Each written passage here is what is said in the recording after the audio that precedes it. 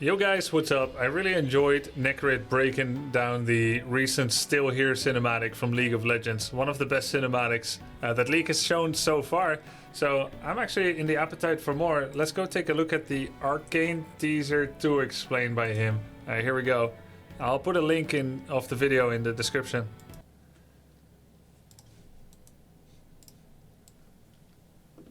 Why is this the top comment on that video?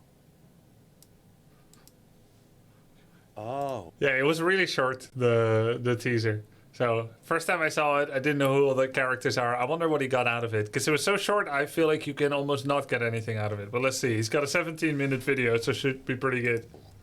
Well... No, I'm not wearing the same pants as him this time. I'm still wearing the same... though I can see he likes this kind of pattern. I'll try to get these... Well, it's about time. Since we are getting Arcane 2 by the end of this year, it would make sense for them to start teasing it now. I mean, if you look back, this is exactly what they've done with Season 1. It wasn't until we got to the year of the release that we started getting all the teasers. Which, by the way, looking back, I can tell you right now, it is totally safe to watch all the trailers and all the teasers. I had never watched the teasers for Arcane 1 yet. And I should watch them as well. I haven't seen them before because I wasn't gonna watch it. I was like, League of Legends, that's a game I don't even play. But then my chat from Warcraft 3 and Heroes of the Storm and maybe from Dota, everyone told me it's really, really good, this show. And I was like, I don't know, it's League, it's a game I don't play. But they were like, it's really good, even if you don't play the game. So I was like, all right, I'll check it out. And so I asked my wife, shall we watch Arcane? It's a League anime. She's like, League? No, because she's a HOTS fan, right? She's like, I don't know. Her experience with League is anytime someone is toxic in a HOTS game, you assume it's a League player. That's like kind of the image that it has. Though I can't back that up from personal experience in League yet. That's just kind of like a stereotype that people in HOTS are chiller. And it's definitely not always true, but, you know, a little bit of a stereotype. So she's like, League anime? I don't know. But I was like, my chat told me it's really, really good. Let's believe in recommendations. So we start watching it, and we freaking love it. And actually, Arcane is part of the reason I wanted to go play League of Legends as well. It was that good. I was like, hey, this world is really cool. Plus, I was jealous or envious of the type of marketing that Riot does for their game. Whether the game is going to be good or not, I don't know, but it's the kind of marketing that Dota players and Heroes of the Storm players wish their game had. Is specifically cutting the trailers in such a way so that they never reveal any storylines. In fact, they are so good at editorial misdirections that they often evoke false theories from a lot of people. Yeah, including you! I made like 5 breakdown videos before Arcane 1, only one of those theories was right. So you're totally fine to watch all of it, there will be no spoilers. Anyway, with League's update for Season 2024, we did finally get our first proper look at Arcane 2, where it was revealed that for obvious reasons, Singed will be a very important character for Season 2. But also, he'll be up there with Mbessa Medarda, who was revealed to be a bit more important in League's latest gameplay update. And it... Watch this about Agurin, he is rank 1 League player, I believe you could... Okay, thank you, Holy Bob. Maybe I'll check that next time. Just so happens to be that these two already might have some really interesting links. So without further ado, let's jump into our first breakdown of Arcane Season 2. Even though I think that's a lie, I think we already did one, for the announcement. Why do I keep making these? Well, we are 4 seconds in, there is pitch darkness, and we already have stuff to talk about. What you can hear in the background is the sound of a music box. Specifically, it is the ballerina music box, which is often used. Is he gonna say which key the melody is in as well? As we can hear is the C note and then the D minor. C note has a kind of happy sound. As a jewelry box. Or historically, it very often became a toy for girls. And since it might be teasing a ballerina music box, it should be ringing some bells for some other theories. But don't worry, we'll get to all of that in just a second. Now after this, the scene reveals Singed's hand, with the little device around his hand which you might find in your grandma's home, which is measuring pulse. Anyway, more importantly, you can see that Singed is siphoning out his own blood. Actually, the first time I saw this, I thought he was siphoning in the green goo. I think it's the second or third time I watched it, I realized it, and only because Chad said so. Because the directionality, you see, the red is spreading, not the green. But like, I didn't think it's logical. I think like, I just assumed that a sick-looking guy like this would be a mad scientist draining this monster that is in suspension. It makes a lot more sense. Like, he wants to capture some kind of super monster essence in him. To me, it didn't make sense that he would be feeding this monster hanging in the sky, because he seems to be the one that's in charge since he's awake. So I thought it was going to be greedy man. So, okay. That's right, the blood is not going in, it's getting out. Which raises a lot of questions around which we already have quite some theories. Now what's cool is that in this scene, besides just the music box, the first thing you hear is an exhale, which is supposed to make you think that this is a sound that Singed is making. But in reality, it is the bestial exhale of Warwick. What's even cooler is that if you listen closely, the first thing you hear is the banging of metal pipes in the background. I could have actually turned this into a meme. This is an awesome hidden reference to Warwick's theme from League of Legends, which utilized similar metal pipes for the instruments. Not to mention, Riot is using the exact same sounds for Warwick when he's chasing people in League of Legends.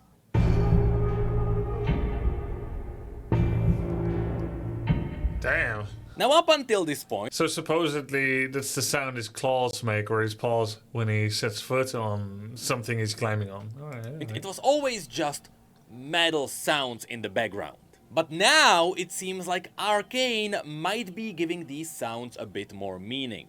Maybe it will end up being sounds that evoke traumatic experiences. Because Arcane is kinda known for giving everything a reason. After which we get the creepy scene where Singed wakes up. Yes, don't forget, this is actually what he looks like without the mask. And in case you forgot, he looks like this because his face was burned by an explosion of shimmer.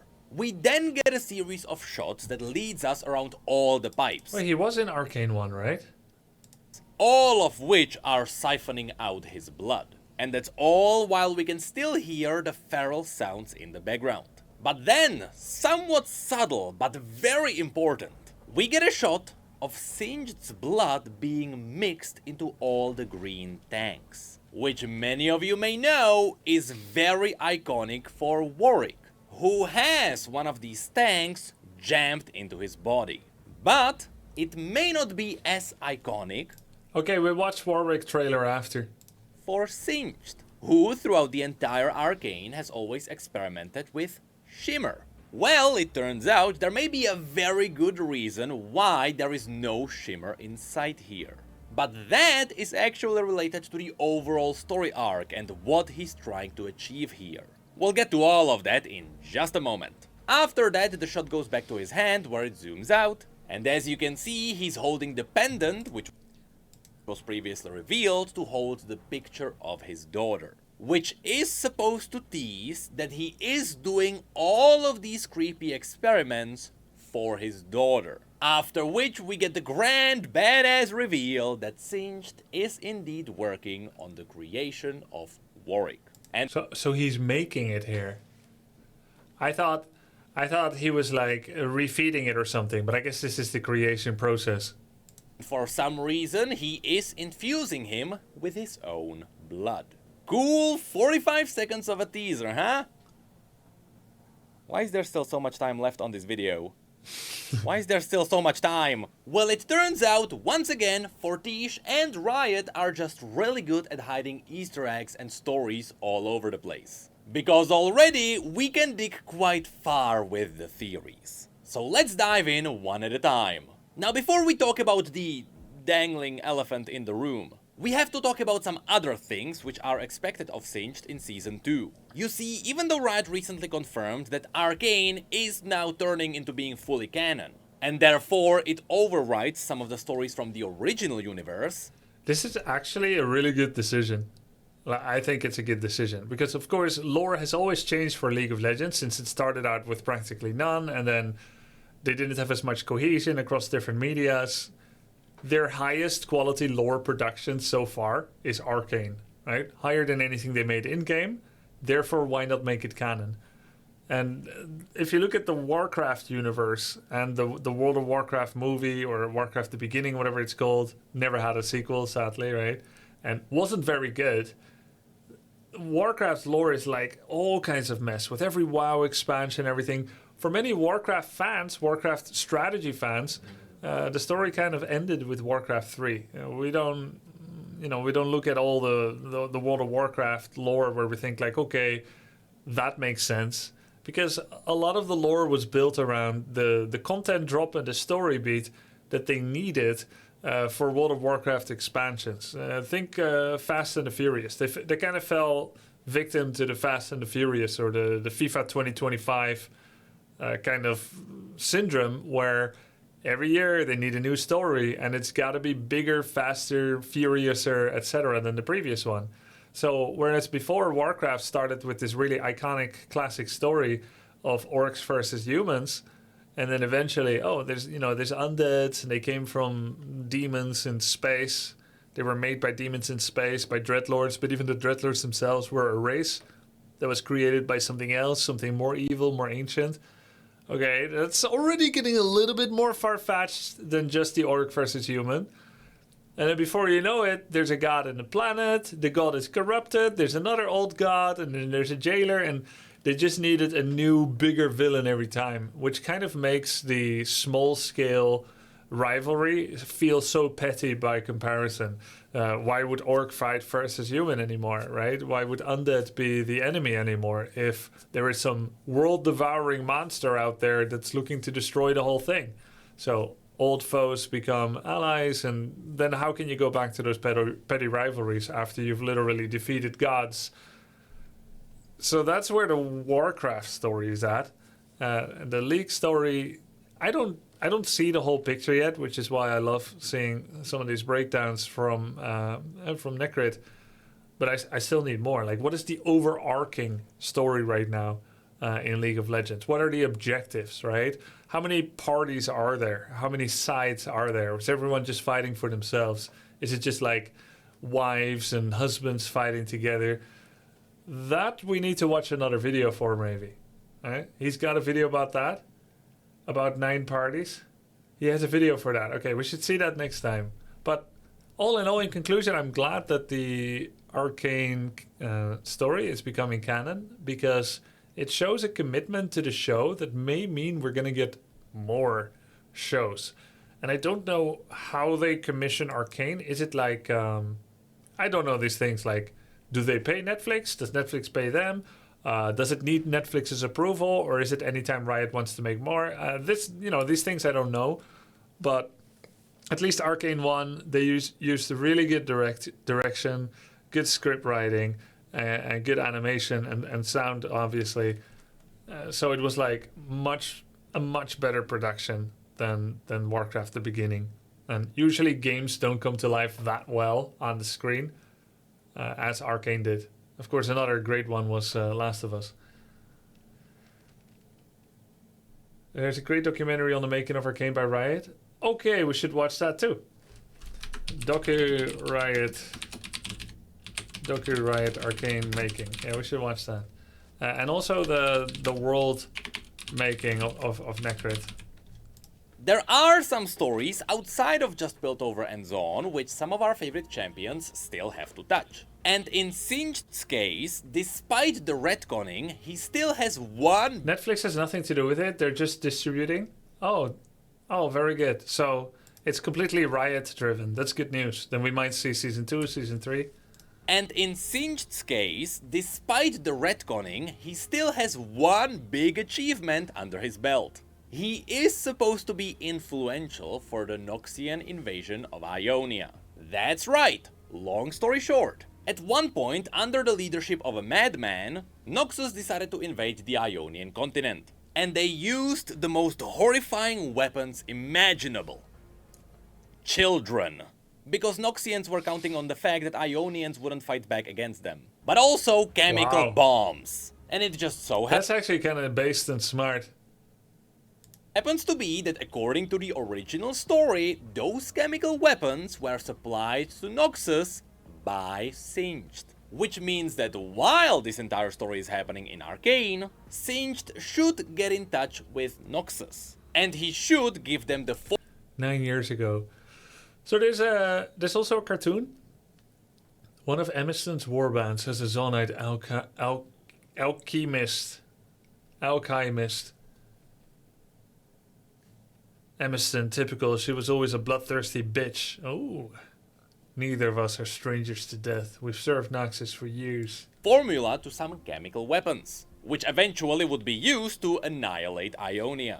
Enter Ambessa Medarda, a Noxian warlord who just happens to be overseeing the work of her daughter in Piltover. That's right now it is very likely that Singed will get in touch with Ambessa, and they will strike a deal which will make Singed produce weapons of mass destruction. But why would Singed do this? He's not inherently an evil man. Well, he needs funding. I mean, I don't think he can exactly do all of this with just the scrap from the bottom of Zaun. So the benefits on Singed's side should be obvious. With this said, I would still like to raise a concern. If Riot manages to put all of this into the storyline of Arcane, the timeline for all of these events should be really precise. Because the invasion of Ionia didn't happen too long ago, and with one simple mistake, you could just invent time travel. So just to be safe, it is also possible that Riot will... The moment that storytellers start using alternate universes and time travel, you know they've literally lost the plot. Like, that always becomes a mess. It's always a concession of defeat. will ignore Singed's connection to the invasion.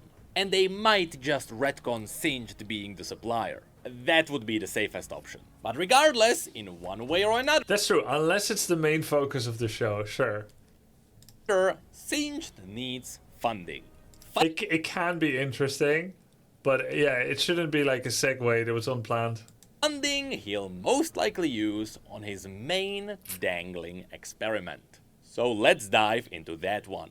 See, now that Riot turned Arcane fully canon, which again means that Arcane's version of Singed is overwriting the original one, we can assume that the original version of Singed inspired the Arcane version in many ways. For once, Singed being responsible for the creation of Warwick was always part of his core lore, and one could argue that's the moment that defines who Singed is. Although I have to say, the way this story was portrayed in the original version was still a lot more brutal than this one. The thing is, here we can only see the later stages of the transformation. All the extremely brutal experiments happened right before this. But now you may be asking, why would Singed be doing these experiments? Well, the simple answer is survival. And that's not only related to his daughter, it may also be related to himself. You see, Maybe Noxus, like, abducted his daughter. It's not about money, but maybe they abducted his daughter, so he's forced to do it? in the original story, Singed was corrupted by some kind of a sickness. And so every awful experiment he has done was done with noble goals. It was to find a way to rejuvenate mortal bodies. No, that's not the daughter lore. I think his daughter's sick. She's dead already. Oh, shit. Maybe the man that hangs here is also dead already. But it doesn't look like it. But maybe he's dead already and he's reviving him. And after he learns how to do it with this guy, he's gonna revive his daughter. That's Vander. Yeah. No, I know. I know it's Vander, but is Vander dead? He was on the edge of death in season 1. Yeah. So maybe he thinks he can revive his daughter if he succeeds with this guy. This is what turned him into such a great villain in the original lore. He knew the only way to break through with his research was by doing really awful experiments. There was no way around it, so he tried to do the most vile things in the most ethical way possible. The thing is, even the most ethical ways gave us some of the best horror stories. For example, in one story, he took a smart man with a disease that made his bones fragile, and he had sewn his body on top of a strong man who was mentally handicapped. He wanted to see if the smart crippled man could be given a second chance at life by borrowing the body of a strong man with little to no mental activity. The outcome was unfortunately that both bodies kinda became the same person, which means that the fragile man did now have a strong body, but his IQ quickly went down. Still one of the best And which hero is that? horror stories League ever got, by the way. Now, how was this ethical, you might ask? Well, Me? Curious mind. Name checks out. Mundo? Not Mundo. his argument was that he kidnapped two people from the streets of Zaun, who had no families, they had no accomplishments ever done, they essentially wasted their entire lives, and if they disappeared, no one would notice. That was Singed's moral line. He would do these awful things, but he made sure he would do them on the most wasteful lives. Look, I told you even the most ethical ways were vile. Now, why did I tell you this entire awful story? Well, I wouldn't be surprised if he had very similar motivations in Arcane. If you go back through the entire series, he was always working on experiments related to life and medicine. When he worked on Shimmer at the very beginning, where he used it on rats, and later kids from the streets, he used the formula to make them stronger. Oh yeah, it's that drug. Oh, I remember now from Arcane. It's the drug that makes them powerful, like Popeye's spinach. Later, when he gave it to Victor, he refined it to help Victor regain control over his muscles. This is where we got that beautiful running scene. And that was all while he was experimenting on Rio, who started as a healthy lizard, but over time, things did not start looking good. All just as Singed was probably looking for ways to help him. To me, all of this paints a decently clear picture. A picture for which we have to assume one thing is true. I'm not sure if this is a spoiler to anyone anymore, but it is extremely likely that Vander is Warwick. And here, it definitely seems like Singed is trying to figure out a way how to bring Vander back. Because all things considered, Vander was nearly dead. And Singed is willing to go as far to bring him back that he's sacrificing his own body with this transfusion. And that would all be done with the ultimate goal to figure out, potentially, how to help his daughter. Don't worry, we are getting to the point. Now, at How this can he help her when she's dead? I don't need any help when I'm dead, guys. point, you might be wondering, well, what's up with Warwick being a werewolf? And what's up with all the green liquids, even though Singed has always worked with Shimmer? Well, this is where I'd like to propose a theory. What Singed is doing here is that he's trying to figure out how to nullify the effects of Shimmer.